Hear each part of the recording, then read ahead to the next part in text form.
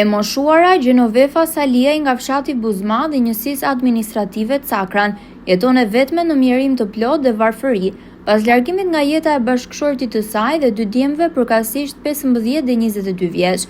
Sigur të mos mjaftonin vetmia dhe skamja, Gjenovefa është e braktisur edhe nga pushteti lokal, i cili edhe pse e njeh situatën, refuzon çdo kërkesë të saj për ndihmë. Rasti të moshuarës së vetmuar Gjenovefa Saliaj, që jeton në Cakra, është i rrallë dhe për shkak të dhimbjes nga humbja e jetës së bashkëshortit dhe dy djemve, dhe për këtë fakt nevojitet sensibilitet dhe rritje e përgjegjshmërisë së institucioneve në ndihmë për të qëndruar pranë me ndihma dhe mbështetje, pasi vetmja ardhur është pensioni i pleqërisë, të ardhura nga të cilat nuk mjaftojnë as për blerjen e ilaçeve.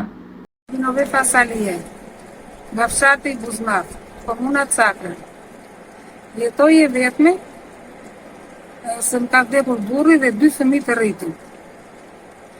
Fleja dhe pa bukë, ilaçet i kam të shkruajta në farmaci, dhe dyqan Gjiu ka marrë dhe ushqime me të shkruajtur, marrë një pension marramendësh, pension kooperative, nuk di na të marrë. Kush më dëgjon me këto fjalë, të çoj dorë në zemër dhe të më ndihmoj. Më kam parë te televizioni Apollon, që ndihmoj njerëz të vetmuar si puna ime.